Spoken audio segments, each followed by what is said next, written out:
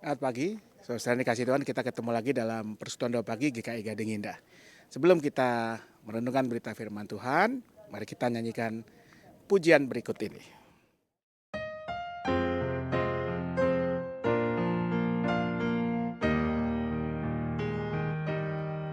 Seindah siang disinari terang, cara Tuhan mengasihiku.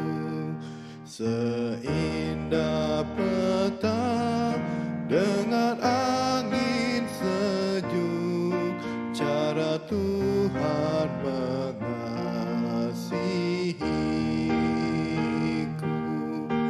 Tuhanku lembut dan penyayang,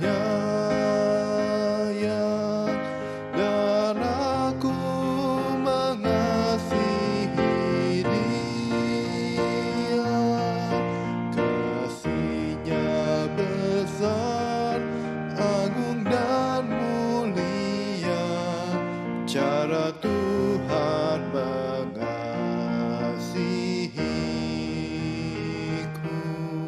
Sedalamnya laut, seluas angkasa, cara Tuhan mengasihiku.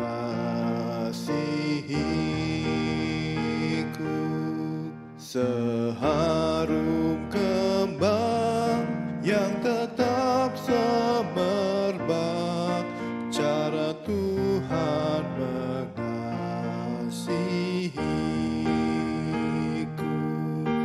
Damai-Nya tetap besertaku, dan sorgalah pengharapanku. Hidupku tentram, ku nikmati penuh, cara Tuhan mengasihiku.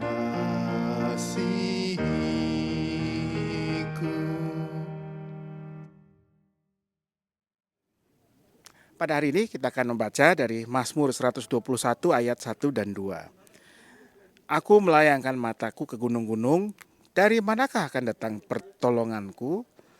Pertolonganku ialah dari Tuhan yang menjadikan langit dan bumi.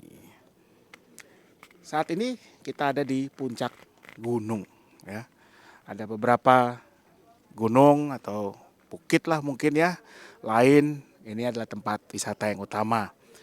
Dan dalam berbagai kepercayaan, keyakinan atau budaya, gunung selalu menjadi tempat yang suci, yang kudus.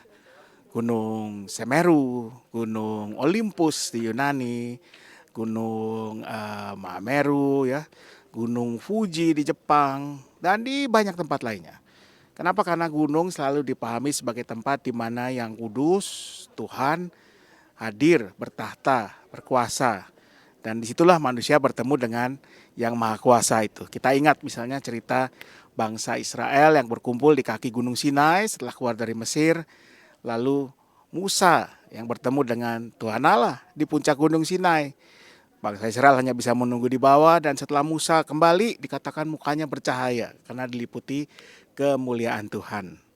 Dan itu juga yang diyakini oleh pemazmur. Aku melayangkan mataku ke gunung-gunung, dari manakah akan datang pertolonganku? Pertolonganku ialah dari Tuhan yang menjadikan langit dan bumi. Pemazmur juga menghayati bahwa Tuhan ada di tempat yang tinggi, tempat yang agung, tempat di mana para dewa, tempat Tuhan Allah, entitas yang kudus itu hadir dan berkuasa. Tentu itu benar. Tapi jangan lupa, kita meyakini bahwa dalam keyakinan kita bukan cuma punya atau memiliki Tuhan yang kudus yang ada di puncak gunung, ya. Allah yang transenden, yang jauh melampaui manusia, yang tidak bisa didekati oleh manusia, yang tidak bisa dijumpai oleh manusia. Kita juga memiliki Allah yang imanen, yang hadir dalam kehidupan manusia, hadir dalam hidup kita semua. Siapa dia? Tidak lain dan tidak bukan dalam diri Tuhan Yesus yang dikatakan bahwa dia adalah Sang Immanuel, Allah yang beserta kita. Bahkan setelah Yesus naik ke surga pun, ia menganugerahkan Roh Kudus yang selalu beserta dengan kita. Hadir dalam hidup kita, menuntun, membimbing, memberikan arahan, membukakan, menerangkan firman Tuhan, menunjukkan kepada kita apa yang menjadi kehendak Tuhan buat hidup kita.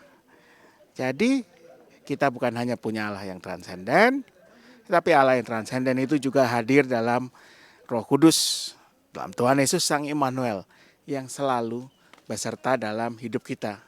Jadi Anda nggak perlu lagi kalau mau ketemu Tuhan harus pergi ke tempat tinggi, ke gunung-gunung, apalagi kayak tadi saya mendaki sekian 100 sekian anak tangga ya, nggak perlu.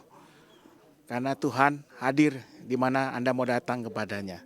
Ia hadir dalam kehidupan kita, ia hadir dalam diri kita, dalam hidup kita. Ia adalah Sang Immanuel yang beserta kita. Karena itu jangan takut untuk menghadapi kehidupan.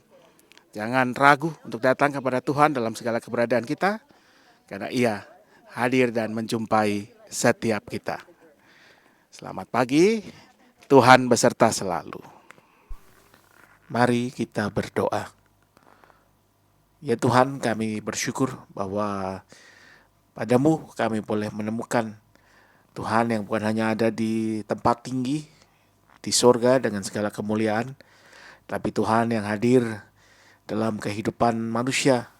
Tuhan yang merasakan penderitaan manusia dan karenanya menyelamatkannya. Bahkan kami boleh menemukan Tuhan yang hadir dalam kehidupan kami setiap hari, membimbing, menegur, menguatkan lewat Roh-Mu yang menyertai kami. Kami percaya bahwa dengan bimbingan Tuhan kami akan dimampukan menghadapi setiap pergumulan-pergumulan hidup kami. Karena itu kami mau berdoa.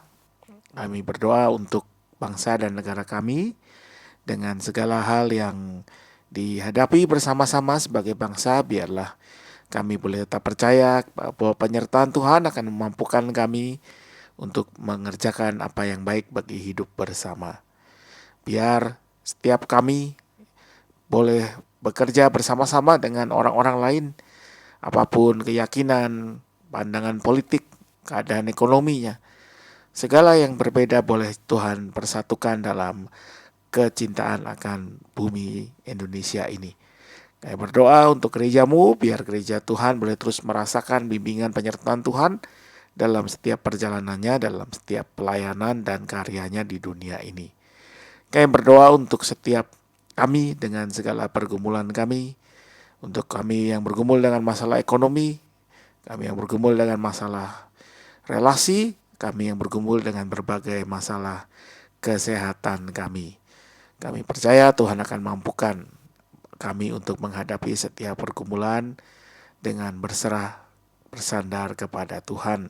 Tuhan bukakan jalan-jalan yang baik, Tuhan pertemukan dengan orang-orang yang boleh menjadi perpanjangan tangan-Mu.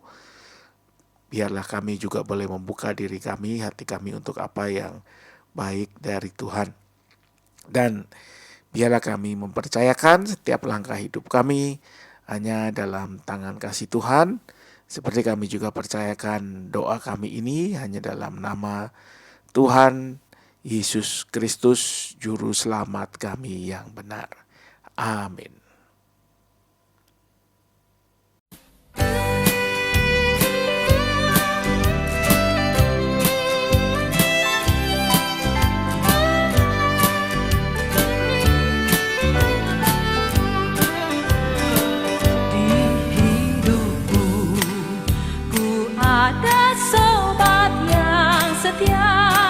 Yang senantiasa berjalan sertaku.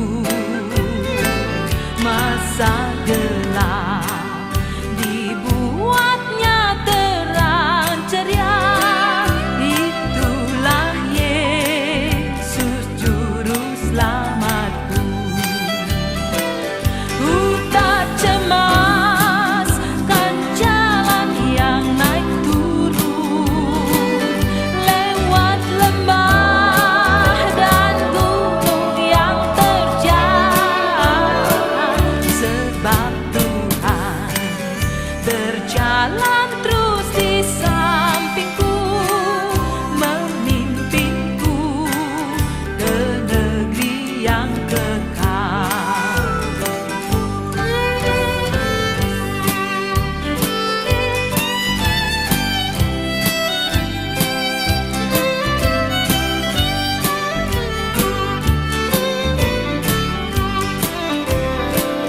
Oh, kasih-Nya besarlah tiada taranya, dengan rela Dia mati bagiku.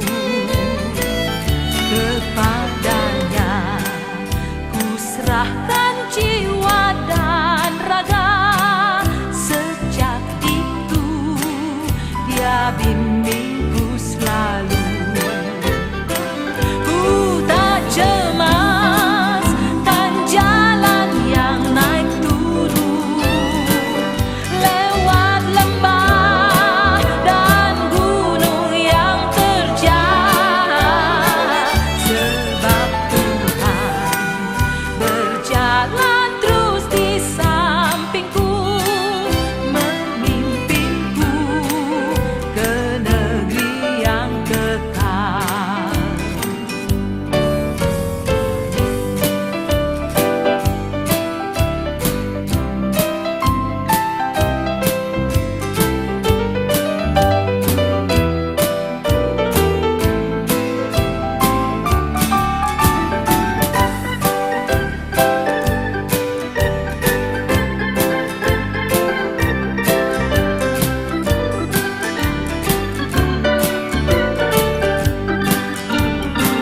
Ku tak cemas kan jalan yang naik turun, lewat lembah dan gunung yang terjal, sebab Tuhan berjalan